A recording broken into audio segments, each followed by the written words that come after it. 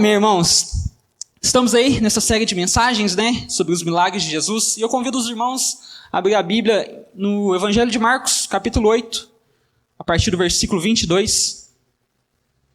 Hoje nós vamos falar um pouquinho, tá aí nosso tema, o cego de Betsaida, a cura do cego de Betsaida. Talvez um dos episódios de cura mais inusitados que a gente tem na palavra de Deus. A gente vê aqui Jesus usando saliva, curando uma pessoa à prestação, umas coisas aí um pouquinho inusitadas, e a gente vai entender um pouquinho melhor tudo isso e principalmente aplicar na nossa vida, amém? Quem achou diz amém? Amém? Vamos ler. Eles foram para Betsaida, e algumas pessoas trouxeram um cego a Jesus, suplicando-lhe que tocasse nele. Ele tomou o cego pela mão e levou para fora do povoado. Depois de cuspir nos olhos do homem e impor-lhe as mãos, Jesus perguntou: "Você está vendo alguma coisa?" Versículo 24. Ele levantou os olhos e disse: "Vejo pessoas, elas parecem árvores andando." Mais uma vez, Jesus colocou a mão sobre os olhos do homem, então seus olhos foram abertos e a sua vista foi restaurada, e ele via tudo claramente. Jesus mandou para casa dizendo: "Não entre no povoado." Até aqui, irmãos, feche seus olhos mais uma vez, vamos orar ao Senhor entregando esse momento. E eu te peço que nesse momento você fale com Deus, peça para que Ele fale o seu coração nessa noite, peça para que Ele abra o seu entendimento e que a palavra poderosa do Senhor possa vir impactar a sua vida. Senhor, nosso Deus, nosso Pai, nós te louvamos, Deus. Nós te louvamos porque o Senhor tem sido bondoso conosco, o Senhor tem sido misericordioso conosco. Pai, está aqui a tua palavra e nós te pedimos, fale conosco, ó Deus. Tenha misericórdia de nós, perdoa os nossos pecados, inclusive os meus que estou aqui, Senhor Deus, e me usa como instrumento do Senhor aqui nessa noite. Que eu venha falar a mensagem que o Senhor quer falar nessa noite, Senhor. Pai, abra os ouvidos, o coração dos meus irmãos, Deus, e que todos nós, inclusive a mim, Deus, sejamos impactados com a Tua palavra, Deus, e que a gente não somente entenda, mas que a gente aplique essa palavra em nosso coração e saiamos daqui, Deus, transformados pela Tua santa palavra. Em nome de Jesus, nós oramos e Te agradecemos. Amém. Amém? Glória a Deus. Irmãos, eu vou te fazer uma pergunta. Já aconteceu com você de você estar conversando com uma pessoa e, do nada, você tenta explicar algo para ela, só que ela não entende. Aí você vai, você explica de novo, explica usando outras palavras, até desenha. Mas a pessoa continua sem entender o que você está falando. Parece que ela está em outra sintonia, ou às vezes até mesmo ela não quer nem entender, não é verdade? Ou às vezes ela até entende errado. Não sei se você já teve essa sensação, e não é uma sensação muito boa não, da vontade de você, se pudesse, abrir a cabeça da pessoa e colocar tudo aquilo que você está querendo dizer ali na cabeça dela e fechar de novo para ver se talvez assim ela entende. Não é uma sensação boa, mas se teve um homem aqui nessa terra que soube o que é falar e as pessoas entenderem errado ou não entenderem aquilo que ele estava dizendo, é o nosso Senhor e Salvador Jesus Cristo. Jesus sabe muito bem o que é isso. Em diversas situações, a gente pode perceber na palavra de Deus, Jesus falando com uma multidão. E muitas vezes eles não entendiam aquilo que Jesus estava falando. Às vezes, é verdade, ele falava por parábolas e fazia isso de propósito, para que muitos ouvissem e não entendessem. Mas aqueles que eram chegados, os discípulos, ele revelava, ele explicava. Mas em algumas outras situações, nós vemos que até mesmo os discípulos ficavam um pouquinho perdidos. Eles ficavam boiando. Às vezes Jesus falava algo nítido, claro com eles, mas parecia que eles não entendiam de forma alguma. Bom, no Evangelho de Marcos, nesse capítulo 8, nós temos duas passagens que mostram muito isso. Primeiramente, no versículo 14 até o versículo 21, a gente vai ver uma passagem em que Jesus está com seus discípulos e ele fala assim: olha, vocês têm que tomar cuidado com o fermento dos fariseus. Jesus estava ali querendo dizer sobre os ensinamentos dos fariseus, as doutrinas erradas dos fariseus, que eles precisavam ficar de olho. Mas o que os discípulos pensavam? Ele está falando de comida. A gente tem que pensar, a gente não trouxe pão, então é isso que ele está querendo dizer. Jesus fica até mesmo um pouco irritado com a falta de entendimento daqueles homens e vira para eles e fala o seguinte: olha, vocês têm olhos, mas não conseguem ver? Vocês têm ouvidos, mas não conseguem enxergar? Será que vocês não estão compreendendo o que eu estou falando? Depois, no versículo 27 ao 33, a gente vai ver outro episódio muito parecido. E esse eu tenho certeza que você conhece bem. Lembra daquele momento em que Jesus pergunta aos seus discípulos: olha, o que estão dizendo por aí? Quem eu sou? E eles falam, alguns dizem que você é Elias, alguns dizem que você é um dos profetas, João Batista. Mas e vocês, discípulos? O que vocês dizem que eu sou? O que Pedro fala? Tu és o Cristo. Pedro dá uma bola dentro, irmão. Acerta em cheio. Então Jesus começa a falar: olha, o Messias, eu sou realmente o Messias, eu sou realmente o Cristo, e eu vou ter que morrer, e depois vou ressuscitar. Só que Pedro, que tinha acabado de dar uma bola dentro, ele já dá uma bola fora, que ele começa a repreender Jesus. E fala: Jesus, olha, você não pode falar dessa forma, não, você não vai morrer, o Senhor não vai morrer, isso não vai acontecer com o Senhor de forma alguma. É o que Jesus fala para ele, carinhosamente? Arreda-te, Satanás. Lembra disso? Arreda-te, Satanás. Você está sendo usado pelo diabo, Pedro. Você está falando como quem só pensa nas coisas humanas, nas coisas terrenas e não nas coisas de Deus. Então, irmão, nós temos essas duas passagens em que os discípulos apresentam uma certa tipo de falta de visão, uma falta de entendimento daquilo que Jesus estava fazendo, daquilo que Jesus estava ensinando. E entre essas duas passagens, o que a gente encontra? O cego de Betsaida, a passagem do cego de Betsaida. Marcos coloca justamente essa passagem de um cego no meio dessas duas passagens que os discípulos não estavam entendendo o que Jesus estava fazendo. Será que foi por acaso? O que essas duas passagens têm a ver? E principalmente, o que tudo isso tem a ver com a nossa vida, com as nossas dificuldades e desafios da nossa vida? O que essa passagem de um cego que é curado com saliva pode nos ensinar nos nossos dias? Será que só quer dizer que Jesus pode curar cegos? Ou tem algo mais profundo aí? É o que a gente vai analisar um pouquinho aqui. Voltem comigo no versículo 22. Vamos ler de novo, só o versículo 22. Eles foram para Betsaida e algumas pessoas trouxeram um cego a Jesus, suplicando-lhe que tocasse nele. Irmãos, Betsaida era uma cidade próxima ali ao mar da Galileia, uma cidade de muitos pescadores.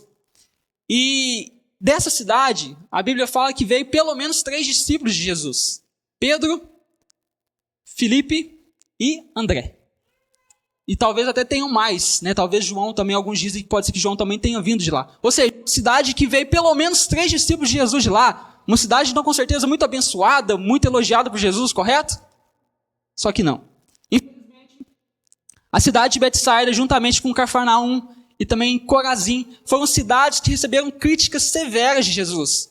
Jesus fez sinais ali, só que as pessoas continuavam rejeitando a Jesus. As pessoas continuavam ali não crendo que Jesus era o Messias, o Filho de Deus que veio ao mundo para salvá-los. Devido a isso, Jesus faz uma severa condenação, uma dura crítica àquela cidade.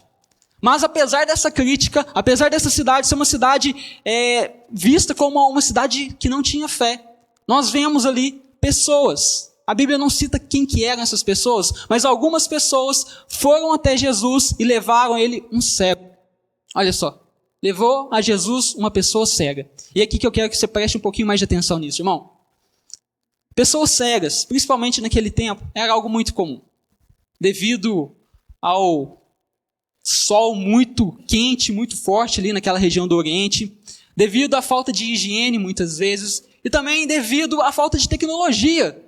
Muitas pessoas ficavam cegas. Por quê? Hoje é muito fácil, se tem algum problema de visão, é muito fácil de você constatar o seu problema de visão, né? Tem aqui algumas pessoas usando óculos, eu logo vou ter que usar também, mas é fácil você ali corrigir algum problema de visão que você tem, é fácil você ali tratar aquilo, mas naquele tempo não tinha muito disso. Então, acaba que algo que para nós é fácil resolver, para eles poderia ter resultado na perda de visão, seja parcial, seja até mesmo total. Então nós tínhamos muitos cegos ali, mas existia um outro tipo de cego, que também nós encontrávamos muito naquele tempo e também nos dias de hoje. Eu estou falando justamente daqueles que eram cegos espiritualmente. cegos espiritualmente. Você já ouviu falar nisso? Eu acredito que sim. Irmãos, em 2 Coríntios, capítulo 4, versículo 4, Paulo vai dizer o seguinte: o Deus desse século, quem que é? Satanás, fazendo uma referência ali a Satanás, o Deus desse século cegou o entendimento dos incrédulos, dos descrentes, para que eles não compreendessem o evangelho do nosso Senhor Jesus. O próprio Paulo, ele sofreu uma experiência muito interessante quando ele se converteu. O que aconteceu com ele quando ele teve encontro com Jesus? Ele ficou cego.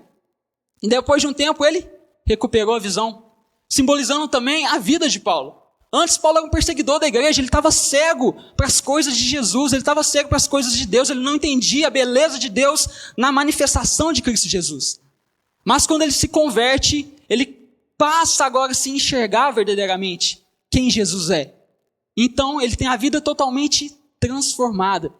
Irmão, cego espiritual é justamente essa pessoa que não enxerga a beleza de Deus em Cristo Jesus, não percebe que Jesus Cristo é o Senhor e Salvador da humanidade. Esses são os cegos espirituais. Essas pessoas que não têm esse entendimento, não têm esse discernimento. Mas assim como nós, assim como eles, na verdade, nós também vivemos num mundo onde se tem muitas pessoas que estão cegas espiritualmente. Eu tenho certeza que você conhece algumas pessoas assim. Eu tenho certeza que você já foi uma dessas pessoas. Você consegue se lembrar daquele tempo em que você estava cego para Jesus? Você estava cego por agir de Deus? Você consegue pensar num tempo da sua vida que foi assim? Você sequer se importava com Deus? Eu também, irmão. Eu também já tive esse tempo assim há 10 anos atrás. E uma vida toda até lá. Irmãos, eu só buscava a Deus quando estava precisando. Quando as coisas apertavam. E aí você lembra de orar, mas nem sabe como orar direito. Ler a Bíblia. Irmão, eu lembro a primeira vez que eu peguei para ler a Bíblia. Eu estava prestes a fazer a autoescola. Né? E todo mundo sabe aquele nervosismo que dá, aquela ansiedade, você não sabe o que faz. Aí você recorre a Deus, você lembra de Deus. E aí eu li a Bíblia ali, naquele dia. A gente não se importava. A gente não era impactado pela presença de Deus. A gente não se impactava com aquilo que Cristo fez por nós. A gente sequer entendia o Evangelho. A gente estava, todos nós, atolados em nossos pecados, em nossas falhas, em nossas dificuldades. Nós estávamos assim, irmãos, mas Jesus nos resgatou. Nós tivemos um encontro com Jesus e a partir dali tudo mudou. Tudo mudou. Mas uma coisa é verdade, existem muitas pessoas em nosso redor que continuam cegas espiritualmente. Tem muitas pessoas, irmãos. Tem muitas pessoas. E nós devemos ser como essas pessoas que a gente viu aqui na Bíblia. Essas pessoas, talvez amigos desse cego, que levaram esse cego até Jesus. Nós somos chamados para sermos esse tipo de pessoa. Aqueles que levam outras pessoas que estão cegas para ver Jesus, para conhecer Jesus. Essa é a nossa função. Eu gosto muito de Charles Spurgeon, quando ele fala sobre evangelização. Ele diz o seguinte, que evangelização nada mais é que um mendigo falando para outro mendigo onde encontrar pão. Olha que bonito. É literalmente isso, irmão. Trazendo aqui para esse contexto que a gente está trabalhando aqui hoje, é nós que já fomos cegos um dia, tendo os olhos abertos, a gente vai lá e pega outros cegos para levar até Jesus, para mostrar para eles onde está a cura. Irmãos, isso é bonito demais. O Senhor nos chama para isso. Não é à toa que nós estamos aí prestes numa consciência missionária, numa conferência de missões. Com certeza a irmã Nilce vai trazer coisas maravilhosas aqui para nós esses dias também, juntamente com o pastor Samuel, né? Irmãos, a gente poderia falar muitas coisas aqui, mas eu só quero que você entenda uma coisa. Um ponto só, sobre essa questão da gente levar as outras pessoas até Jesus. É a questão que essas pessoas aqui, que a gente acabou de ver, eram pessoas anônimas. A Bíblia não fala o nome deles. A Bíblia não fala quem eles eram, não fala nem se eles eram realmente de Betsaida ou se era de algum outro lugar. Não fala. Não fala nada, não dá informação. Mas isso não importa. Porque o poder não está em quem está levando a pessoa até Jesus, mas o poder está em Jesus. Esse é o ponto. O poder não está na sua eloquência, irmão. O poder não está no quanto você é bom de convencer as pessoas. O poder não está na sua coragem, na sua ousadia. Não, o poder está em Jesus. Em Jesus. Somente Ele pode transformar, somente eles podem trazer pessoas das trevas para o seu reino de luz. Mas a questão é, nós temos nos preocupado com isso? Nós temos sido movidos por compaixão? Quando a gente olha para as pessoas com quem a gente está trabalhando, ou com quem a gente está estudando, ou a sua família, pessoas, amigos queridos seus, você olha para a pessoa e vê que a pessoa está cega espiritualmente. Isso tem te causado algum estranhamento em você? Alguma inquietação? Irmãos, nós precisamos ser esse tipo de pessoa. Pessoas aí estão cegas, estão perdidas, estão rumo ao inferno. Jesus quer resgatá-las, Jesus quer transformá-las, e Ele quer usar a mim e a você. Você quer ser usado por Deus, amém? Glória a Deus. Então esse é o meu primeiro ponto. Pessoas que estão cegas espiritualmente, os cegos espirituais. O segundo ponto, está aí no versículo 23 e 24, a gente vai falar agora dos métodos de Jesus. Marcos 8, versículo 23 e 24 vai dizer o seguinte: Ele tomou o cego pela mão e levou para fora do povoado. Depois de cuspir nos olhos do homem e impor-lhe as mãos, Jesus perguntou: Você está vendo alguma coisa? Ele levantou os olhos e disse: Vejo pessoas. Eles parecem como árvores andando. Até aqui por enquanto. Irmão, Jesus resolve atender o pedido daqueles amigos, daquelas pessoas. Então ele pega o cego pela mão e leva até para fora da cidade. Talvez para evitar alguma aglomeração ou algum problema que poderia causar ali no interior daquela cidade, que já tinha causado muitos problemas ao nosso Senhor Jesus. E Jesus pega e faz isso. E aí nós temos uma cena magnífica. Imagina aí, irmão, na sua mente. Jesus cuspindo nos olhos de uma pessoa. Olha que imagem bonita. A gente é acostumado com esse Jesus gourmet, né? Muitas vezes, esse Jesus aí, padrão Hollywood, loirinho, de olhos azuis. Imagina, Jesus cuspindo nos olhos de um cego. Não se sabe muito bem se ele cuspiu diretamente no olho do cego, ou se ele fez como ele tinha feito num outro episódio, lá em Jerusalém, se não me engano, onde ele cospe na terra, faz um barrinho e passa no olho da pessoa. Não sei, não sabemos exatamente como foi o procedimento. Mas por que Jesus fez isso? Essa é a questão. Por que Jesus curou esse homem dessa forma? Por que ele não simplesmente falou, olha, enxergue, e pronto, e a pessoa começava a enxergar? Como ele fez algumas outras vezes. Por que Jesus não simplesmente impôs a mão naquele homem e fez ele enxergar do nada? Como Jesus também já tinha feito outras vezes. Por que dessa vez ele usou saliva para curar aquele homem? Irmãos, a Bíblia não dá muitos detalhes sobre isso. Alguns dizem que a saliva, e isso é realmente verdade, a saliva ela tem propriedades medicinais, né? Não sei se vocês já devem ter ouvido falar sobre isso, mas a saliva ela tem propriedades medicinais, até que tem gente até que coloca no machucado, não sei se já ouviram falar disso. Mas Jesus ali talvez estava usando um meio natural para fazer algo sobrenatural. Porque embora a saliva tenha propriedades medicinais, ela não pode curar uma pessoa cega, né? Não pode. Então Jesus talvez estava ali uma forma de usar algo natural para fazer algo sobrenatural. Pode ser que esse tenha sido o motivo de Jesus, dele ter feito isso. Mas uma coisa, irmãos, que nós temos que aprender com isso. Jesus trabalha de formas diferentes com pessoas diferentes. Você consegue compreender isso? Em algumas pessoas, Jesus vai usar a palavra somente, enxergue. Em outras pessoas, Jesus vai usar a imposição de mãos somente. Em outras pessoas, Jesus vai usar saliva. Seja lá como for. Mas a questão é que Jesus trabalha de formas diferentes em pessoas diferentes. Em mim e em você também. Irmãos, é por isso que a gente não pode ficar ali preocupado, olhando para aquilo que Deus está fazendo na vida do nosso irmão, e esquecer do que Deus está fazendo na nossa. Ah, por que Deus fez aquilo e não fez isso na minha? Até mesmo questão de conversão, irmão. Nós estamos falando aqui de cegos espirituais que podem voltar a enxergar, podem conhecer Jesus como seu Senhor e Salvador. Quem aqui, além de mim, gosta de ouvir testemunhos de conversão? Irmãos, eu gosto muito. Às vezes eu choro mais com o testemunho da pessoa do que lembrando do meu próprio testemunho. Uma vez eu ouvi um testemunho do Luiz Saião, de como ele se converteu. Não sei se vocês já tiveram oportunidade. Nossa, irmão, aquele senhorzinho, né? Tão gracioso, se emocionando, falando de Jesus. Irmão, é bonito demais esses testemunhos. E eu gosto muito porque cada um tem uma história diferente, não é verdade? Alguns falam que foi algo sobrenatural, teve visões, revelações, aquele negócio, cena de filme. E outros a gente vê que foi algo um pouquinho mais pé no chão. Algo que foi ali através de um conhecimento que ele foi absorvendo e simplesmente se converteu ao Senhor.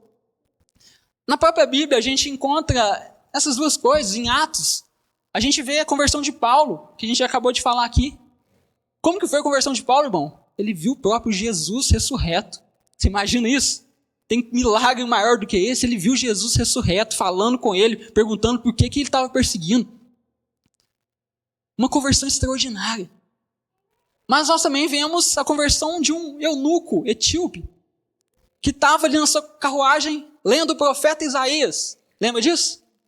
E aí, Filipe sobe na carruagem e começa a dar um estudo bíblico para ele. Começa a explicar a Bíblia. E aí, no final daquela conversa, o eunuco fala, olha, eu quero me batizar. E converteu, verdadeiramente. Percebe, irmão? Coisas diferentes. Deus trabalha de formas diferentes, diferentes formas na nossa vida, na vida de pessoas diferentes, dependendo do momento que nós estamos vivendo também. Isso vale para qualquer área da nossa vida. Qualquer área da saúde, profissional, relacionamentos, não sei. Mas uma coisa que eu quero que você entenda, Jesus tem os seus métodos, amém? E às vezes é diferente.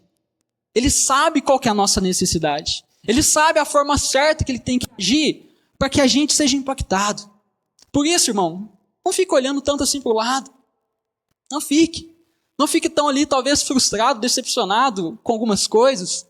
Talvez você está aqui nessa série de mensagens, ouvindo sobre os milagres de Jesus e falando, nossa, queria ver milagres assim, até hoje eu não vi. Irmãos, se Deus quiser e se Deus precisar fazer isso na sua vida, Ele vai fazer, amém? E se não fez até agora, porque não teve necessidade. Até que você se manteve firme, até que você se manteve fiel. Mesmo que talvez você não tenha visto nunca um aleijado andar. Mesmo que talvez você não tenha visto nunca um cego enxergar pela primeira vez. Deus age, irmão. Deus age de diferentes formas. Descanse no Senhor. Mas uma coisa é certa, o maior milagre, como diz uma canção, o maior milagre Deus já fez em mim. Deus já fez em você. Você quer ver o milagre de Deus, irmão? Olha para a sua vida. Olha para onde Deus te tirou. Olha para as coisas maravilhosas que Deus já fez na sua vida, já transformou na sua vida.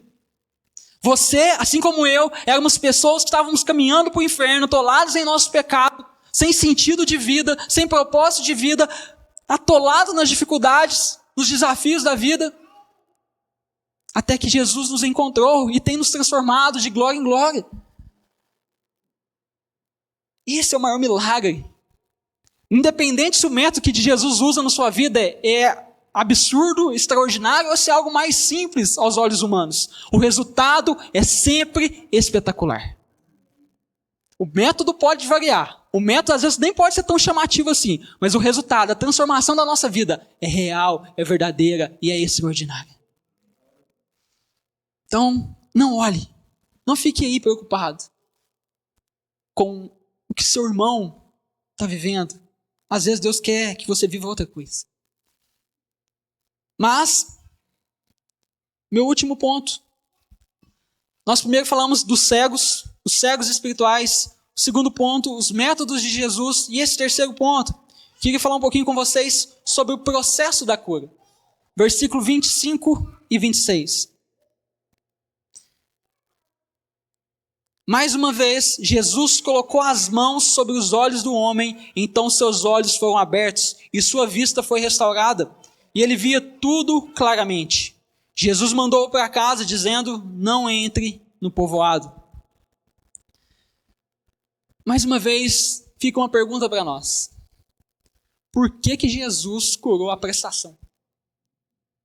Por que Jesus curou parcelado? Olha, você entendeu? Primeiro ele orou pela cura. Aquele homem começou a enxergar tudo distorcido, embaçado. As pessoas pareciam árvores. E depois Jesus foi, colocou a mão de novo, e aí a visão foi totalmente restaurada. Por que Jesus fez isso? Ele não podia curar de uma vez? Podia, lógico, ele é Deus. Mas Jesus tem os seus motivos, como eu já disse aqui. E principalmente, uma coisa é certa, meu irmão.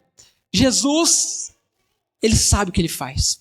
Tudo aquilo que ele faz, irmão, é muitas vezes para também nos ensinar alguma coisa. Muitas atitudes de Jesus que ele faz ali, alguma ação dele, não é somente ação por si só, mas é uma ação educativa para ensinar os discípulos alguma coisa. E eu acredito que esse é um ponto daqui. Lembra que essa passagem estava justamente entre duas passagens em que os discípulos se encontravam ali um pouco confusos a respeito de Jesus? Estavam ali cegos a respeito de Jesus em certa medida? O mesmo talvez esteja acontecendo aqui. Irmãos, os discípulos talvez estavam como esse cego, enxergavam em partes, mas ainda estava um pouco distorcido. Pedro reconhece que Jesus era o Cristo, Filho de Deus vivo. Mas ao mesmo tempo, Pedro não conseguia compreender tudo aquilo que Deus estava fazendo, tudo aquilo que Jesus estava passando, tudo aquilo que Jesus estava ensinando. Eles estavam enxergando a Jesus, eles já tinham sido resgatados, eles não estavam mais cegos espiritualmente, mas a visão deles ainda não estava 100%. E é assim também, meu irmão, comigo e com você. A pergunta que eu te faço nessa noite é: você enxerga bem? Fisicamente ou espiritualmente? Mais ou menos? Nós temos que lembrar que existem dois extremos. O primeiro extremo, a gente já falou aqui, o cego espiritual. Aquele que não enxerga nada a respeito de Jesus. Aquele que ainda não teve um encontro verdadeiro com o Senhor Jesus. Do outro lado, a outra extremidade é a visão perfeita. A visão plena. E essa visão, irmão, sinto te dizer, a gente só vai ter ela desse jeito, plena, perfeita, quando o nosso Senhor Jesus voltar. Aí sim nós vamos ver como Ele realmente é. Com o corpo glorificado, sem mais esse pecado contaminado em nós. Nós veremos Ele como Ele realmente é. Mas entre essas duas extremidades estamos nós. Nós cristãos aqui nesse mundo. Lógico que alguns estão com a vista um pouquinho mais embaçada que outros. Alguns talvez estão usando óculos no grau nível 1, ou 2, ou 3. Não sei. Mas a questão é que nós estamos nesse processo. Talvez você se encontre assim. Eu tenho certeza que você se encontra assim. Você sabe que Jesus é o seu Senhor e Salvador, amém? Você sabe tudo aquilo que Jesus fez por você naquela cruz. Você sabe que não existe vida, não existe esperança sem Jesus. Mas ainda assim você tem algumas dificuldades na sua vida. Mas ainda assim acontecem coisas na sua vida que você fala: meu Deus, por que isso está acontecendo? Eu não entendo. Talvez tem coisas na sua vida que você não consegue tomar uma decisão. Talvez tem coisas na sua vida que você fala: Deus, por que eu sou assim? Por que eu tomo esse tipo de atitude? Por que eu faço isso? Não sei, cada um tem seus dilemas, as suas dificuldades. Mas tem coisas que a gente não consegue compreender verdadeiramente. E você que se encontra nessa posição, assim como eu também, enxerga, mas ainda está um pouco embaçado. Eu quero aqui encerrar com isso, deixando com você duas dicas, dois conselhos. O primeiro deles, irmão, Oséias capítulo 6, versículo 3, vai dizer que nós devemos conhecer e prosseguir conhecer o Senhor. Apesar do contexto ser ali um pouco complicado, essa é uma oração e um objetivo válido para nós. Nós devemos conhecer e prosseguir conhecendo o Senhor. Então, o primeiro ponto aqui que você precisa entender: devemos buscar mais a Deus. Devemos buscar conhecer mais o Senhor. Nós devemos orar mais, nós devemos ler mais a Bíblia, nós devemos cultuar o Senhor mais, nós devemos estudar mais a Bíblia, meditar mais na Bíblia, nós devemos ter mais momentos de comunhão com os nossos irmãos, conversando da palavra de Deus, nós devemos mais ter momentos de aconselhamento por irmãos maduros na fé que podem nos ajudar com algum conselho. Nós devemos buscar todas essas coisas e muitos outros exercícios espirituais que poderíamos falar aqui. Tem mais para conhecermos a Deus. Uma coisa que eu quero te dizer é: Jesus quer abrir ainda mais os seus olhos, amém? Ele quer abrir ainda mais os seus olhos, por mais que a visão completa, plena, seja só na eternidade, mas a nossa visão pode ser melhorada aqui. Ainda pode. Tem mais. Tem mais, irmão. Deus quer que você entenda mais e que você entenda melhor quem Ele é. Deus quer que você entenda melhor o que Ele está fazendo na sua vida. Deus quer que você entenda melhor o que você está fazendo nesse mundo. Quem é você? Como que funciona o mundo onde você está? Deus tem mais coisas para te mostrar. A palavra de Deus nos diz que Ele nos transforma de glória em glória para a glória dEle. E também diz que a boa obra que Ele já começou a fazer em nós, Ele é fiel para cumprir até o dia de Cristo Jesus. Amém. Você acredita nisso? Amém.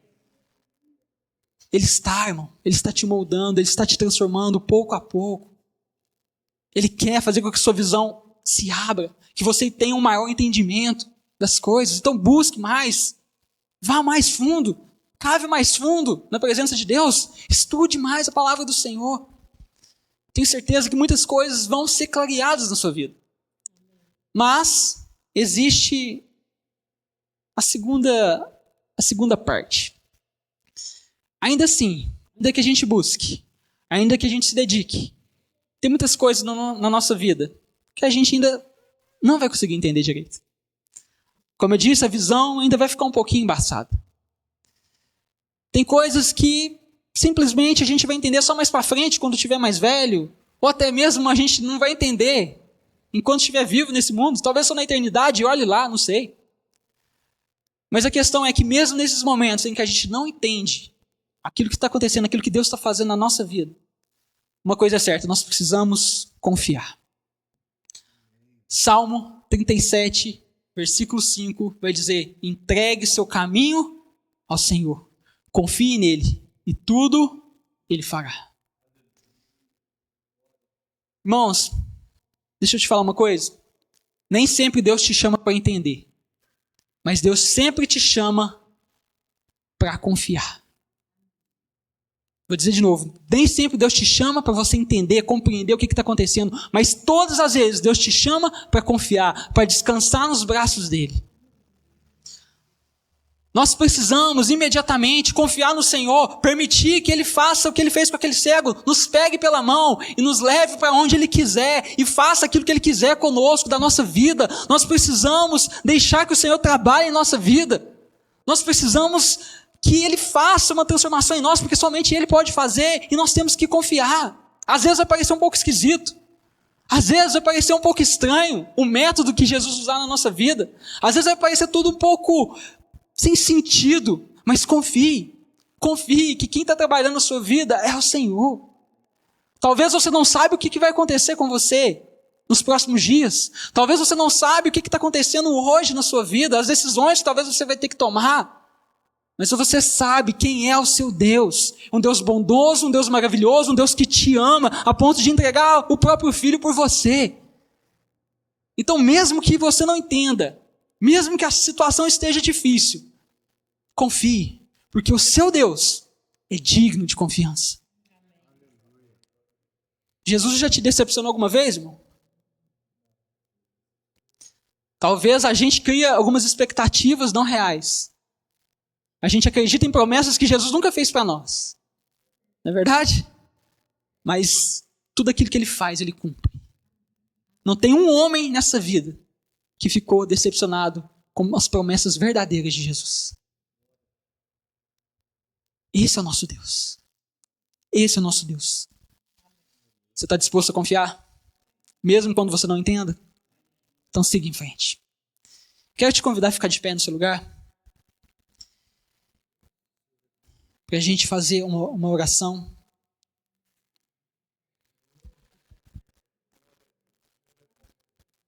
Meu irmão, uma boa notícia é que o nosso Jesus cura. Amém? O nosso Jesus tem poder para curar, o nosso Jesus tem poder para salvar, seja algo físico ou seja algo espiritual. O maior problema Ele já resolveu para nós, se entregando no madeiro, morrendo em nosso lugar. Então, se por acaso tem alguém aqui nessa noite que ainda está totalmente cego espiritualmente, saiba de uma coisa: Deus te liberta. Deus te faz enxergar de novo. Deus pode transformar a sua vida. Não importa de onde você veio, se talvez você veio de Betsaida. Não importa. Não importa o método que Jesus possa usar em você, talvez não importa os erros que você cometeu no seu passado, a cruz pode perdoar os seus pecados e te fazer uma nova pessoa. Jesus pode tirar você dessa completa escuridão e fazer você enxergar que você tem propósito nele, enxergar que você pertence a ele, e a sua vida só vai ter sentido se você estiver na presença dele. E se por acaso você já é um cristão, mas assim como eu, ainda tem a vista um pouco embaçada, irmãos, continue. Busque mais, creia mais, se dedique mais. Vamos continuar de fé em fé, de glória em glória, crendo naquilo que Deus já fez por nós e naquilo que Ele ainda vai fazer na nossa vida e através da nossa vida. Ele já te libertou, Ele tem te transformado e Ele quer te usar. Não somente na sua vida, mas também na vida das outras pessoas, naquelas pessoas que estão ao seu redor. Ele quer que você seja luz do mundo. Jesus quer que nós conheçamos a luz do mundo, que é Ele, mas que nós também sejamos luz do mundo. Esse é o chamado do Senhor para nós nessa noite. Eu queria te convidar a fechar os seus olhos nesse momento, para a gente orar ao Senhor. Eu não sei o nível da sua visão nesses dias. Eu não sei quais são os métodos que Jesus tem trabalhado na sua vida. Eu não sei o que você tem precisado. Eu não sei, talvez, qual pecado você precisa se libertar nessa noite. Mas eu só sei que a resposta está em Jesus. Então fale com Ele nesse momento. Com seus olhos fechados, fale com Deus. Fale com o Senhor. Peça para que Ele te ajude na sua incredulidade. Peça para que Ele te ajude na sua fraqueza de fé. Peça para que Ele te ajude nos desafios que você tem enfrentado. Peça que Ele te ajude para que você seja liberto desse pecado que tanto te afasta das pessoas que você ama e que tanto te afasta de Deus. Se entrega ao Senhor nesse momento, meu irmão. Fale com o Senhor. Fale com Ele, porque Ele está aqui. Ele está nos ouvindo, não porque nós merecemos, mas porque o sangue de Jesus está sobre todos aqueles que creem. Dessa forma temos livre acesso à presença de Deus.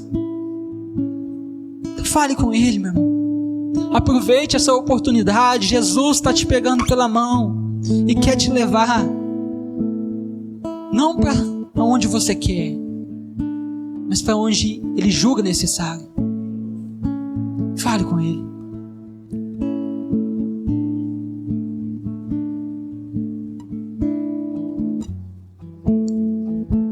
Senhor, nosso Deus, nosso Pai, nós te louvamos, ó Deus.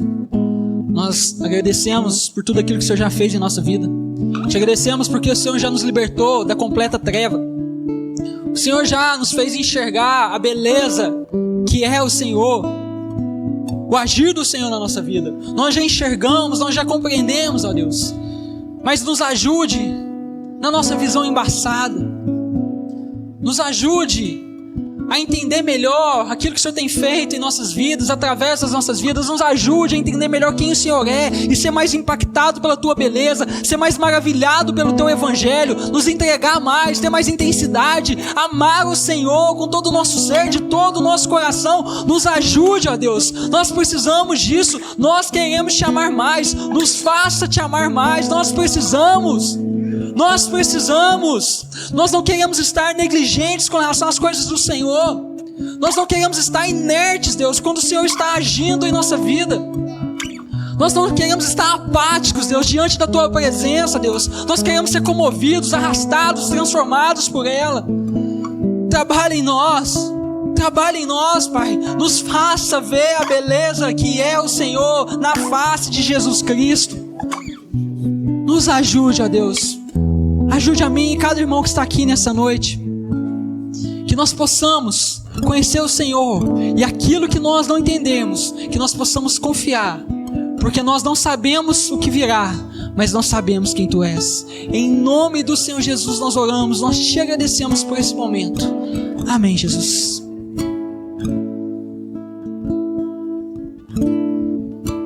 Amém, meus irmãos. Deus tem a forma dele de trabalhar, amém? Deus sabe como trabalhar em nossas vidas. Que o Senhor possa trazer clareza à nossa visão, e que enquanto esse tempo não chegue, aguardemos com fé e esperança que o Senhor está fazendo a obra dele. A boa obra que o Senhor a boa obra que o Senhor começou em nós, Ele vai terminar até o dia dele. Essa é a nossa esperança, essa é a nossa fé, em nome de Jesus. Tendo suas mãos, quero orar com os irmãos. Que o Senhor, meu Deus, abençoe e te guarde. Que o Senhor resplandeça o seu rosto sobre ti e vai diante de ti. 1000 cairão ao teu lado, 10.000 à tua direita, porém vocês não serão atingidos. Eu profetizo, a igreja do Senhor seja abençoada em nome de Jesus. Amém, amém e amém. Vamos dar um aplauso ao Senhor. Obrigado, Jesus, obrigado por essa palavra, nós te amamos. Estamos encerrados.